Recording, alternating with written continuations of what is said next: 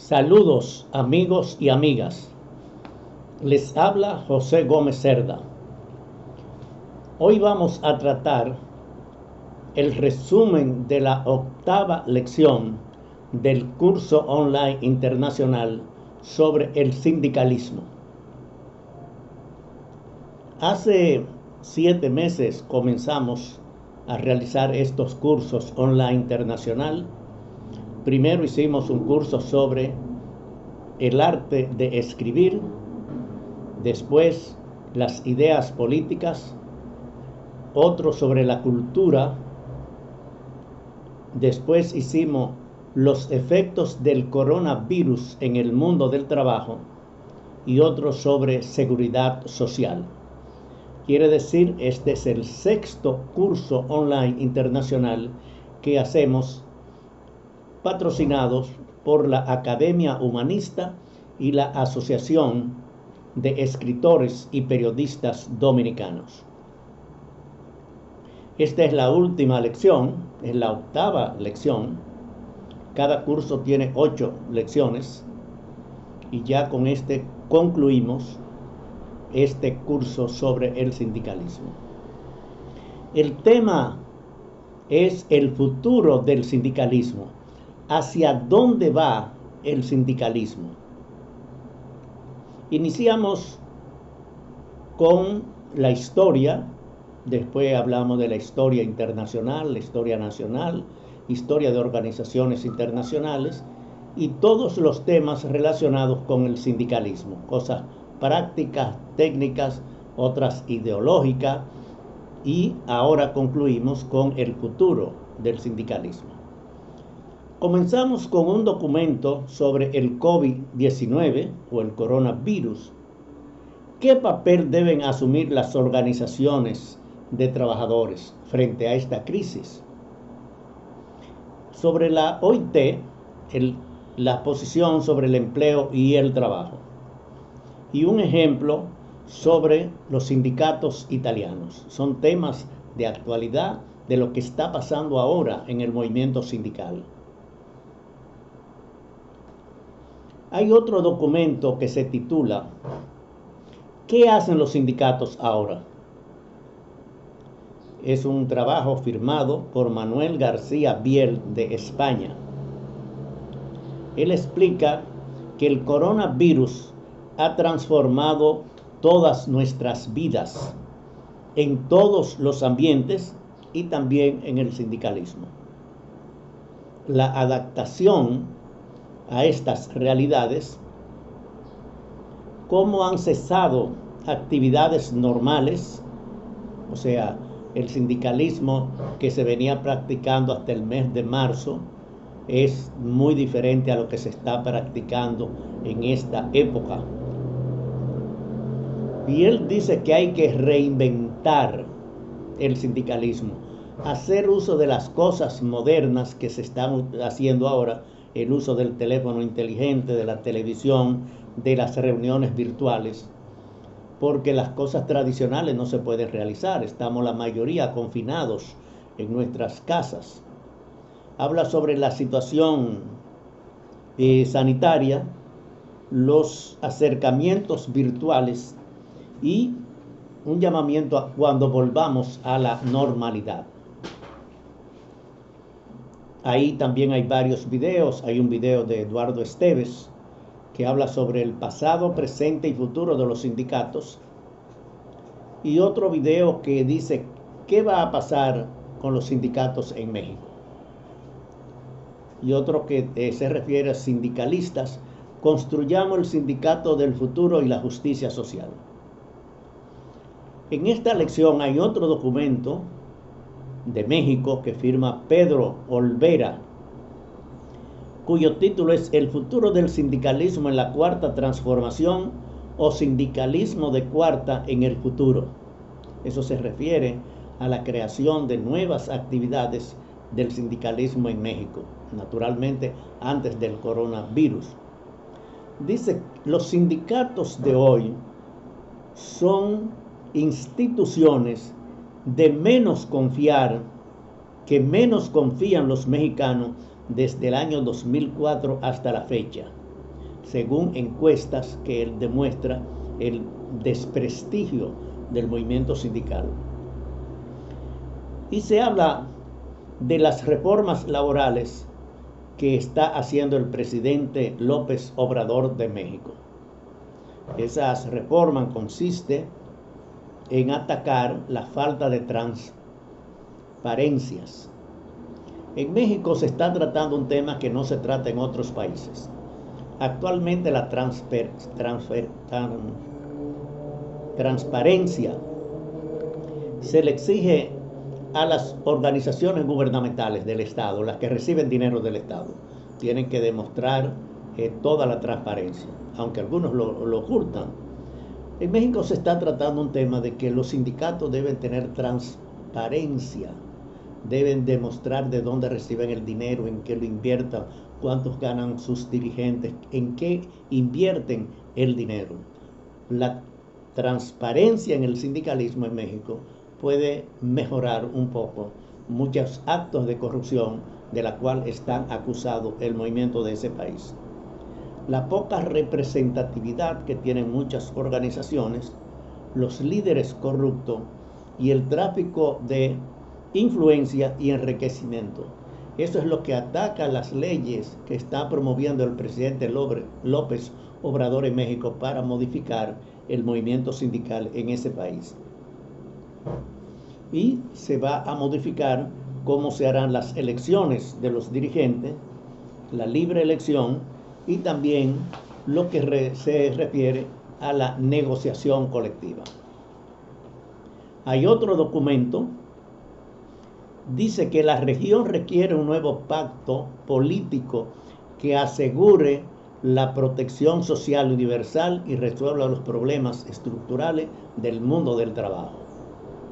Esto es para atacar o para confrontar la situación que está viviendo el sindicalismo en todas partes del mundo. La Comisión Económica para América Latina, la CEPAL, también presentamos aquí un trabajo de ellos sobre los efectos del coronavirus en América Latina, sobre los efectos a la juventud y la caída del Producto Interno Bruto en todos los países de América Latina. Es un trabajo de la CEPAL. Hay otro documento que se llama En tiempos del coronavirus, más internacionalismo sindical.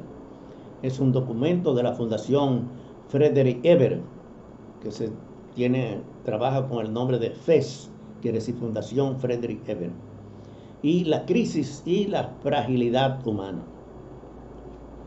Dice que el coronavirus no debe infectar la democracia y además que hay que garantizar la vida, no las ganancias. Y habla ese documento de la Fundación Frederick Ebert sobre el trabajo del futuro.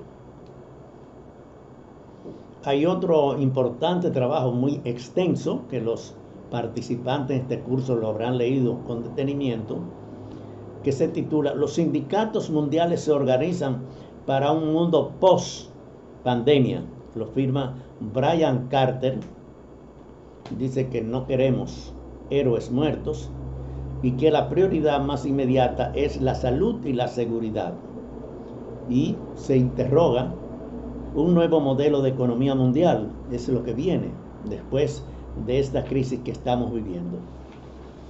Y sobre esos temas se presentan varios videos. En esta octava lección y última lección del curso sobre el sindicalismo, se presenta un documento que dice: el sindicalismo es tan necesario como siempre o más. Es un extenso trabajo de España. Es una entrevista que se le hizo a una sindicalista de base, Beatriz Molino, sobre el actual panorama laboral.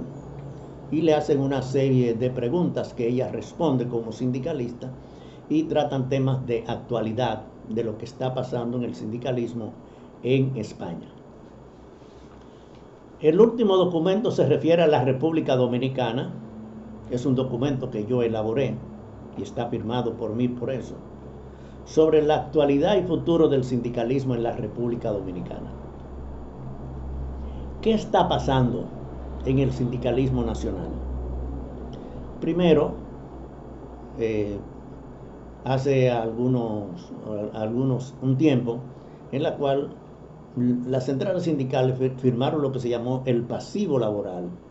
Quiere decir una renuncia que hacen los trabajadores de sus derechos en la historia del tiempo que ha trabajado. Se llamó pasivo laboral y se aplicó fundamentalmente en la zona franca. Eso fue un error del movimiento sindical, que firmó algo que no beneficia a los trabajadores. Hay algo positivo en el sindicalismo dominicano. Las tres centrales principales actúan conjuntamente, tienen una mesa de diálogo y coordinan varias acciones y actividades en conjunto. Eso es positivo, porque casi siempre ha habido mucha tirantez en las centrales sindicales. Hay varios problemas internos. Primero, la representatividad. El 57% de los trabajadores dominicanos está en el sector informal. Quiere decir, es muy difícil hacer sindicato en el sector informal. ¿Por qué? Porque el movimiento sindical no entiende el sector informal. Son personas que no tienen nada que ver con los salarios, ni con los contratos colectivos, ni con las huelgas, ni con regalía pascual, ni con la seguridad social. Y el movimiento sindical es tradicional, o sea, las cosas tradicionales del movimiento sindical, y no ha preparado, capacitado personas para desarrollar, para organizar el sector informal. Los patronos o empleadores y los gobiernos se han ocupado de eliminar los grandes sindicatos dominicanos. Quiere decir, antes teníamos sindicatos que eran independientes en su mayoría, como el sindicato del Central Romana, el más grande sindicato que hemos tenido, el sindicato telefónico, el sindicato de Corporación Electricidad y otros sindicatos más que sean los patronos o los gobiernos lo han ido liquidando. Y eso ha hecho perder fuerza al movimiento sindical. Hace 30 años que las centrales sindicales no hacen una huelga en una empresa privada. Aquí se hacen las huelgas, por ejemplo, en el transporte, los choferes, los camioneros, los de autobuses, porque son independientes, no tienen patronos y ellos pueden luchar mejor que otros porque no tienen a quién rendirle cuenta. Quiere decir, también se movilizan aquí los maestros, que aunque son empleados públicos, están reconocidos legalmente como una organización sindical. Y los médicos y las enfermeras, porque aunque la mayoría son empleados públicos, pero no le sacan nada de su salario cuando ellos hacen huelga, quiere decir, pueden hacer protesta. Pero los sindicatos de empresa, donde se basa el sindicalismo hace 30 años, que vivimos lo que llaman en el plano internacional la paz laboral, quiere decir, no hay huelgas. Es que no hay problemas en esas empresas, hay muchos problemas. Y ahí están cuestionados muchos dirigentes sindicales. La representatividad, por ejemplo, cuando existía el Instituto Dominicano de Seguros Sociales, que desapareció ya, las organizaciones sindicales tenían el 33%, quiere decir, el consejo directivo era dirigido por 6 titulares, 3 del Estado, 3 de los patronos y 3 de los trabajadores. Ahora las centrales sindicales tienen 3 de 17 miembros. Quiere decir que ha disminuido la representatividad. Además, el Seguro Social tenía un patrimonio multimillonario. Tenía hospitales, clínicas y policlínicas. Por debilidad del movimiento sindical, el Estado se apoderó de todos esos hospitales, hizo una red gubernamental con los hospitales, y todo eso que se había construido con el patrimonio, las cotizaciones de los empleadores y los trabajadores se perdió. El Estado se ha hecho dueño y las organizaciones sindicales han sido incapaces de poder defender eso, aunque ya eso desapareció, porque desapareció el seguro social. Con relación a los riesgos laborales, hubo un intento, una reunión del gobierno, los empleadores y los trabajadores para apoderarse de un dinero alrededor de 10.000 millones de pesos en los riesgos laborales.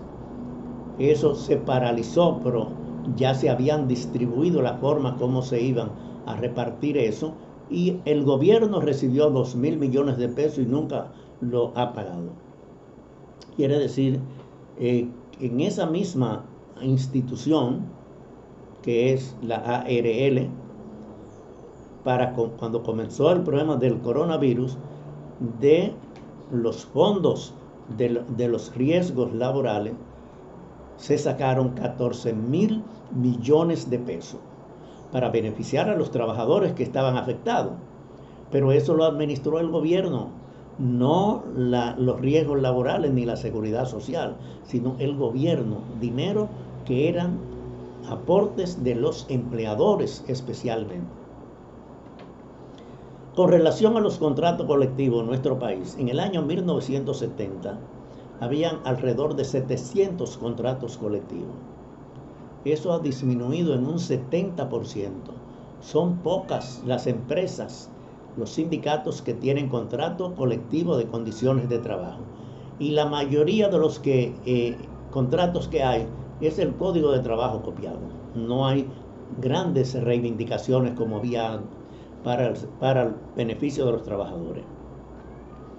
Un tema de mucha actualidad en la República Dominicana, digo actualidad pero ha existido siempre, es la relación de los partidos políticos y los sindicatos.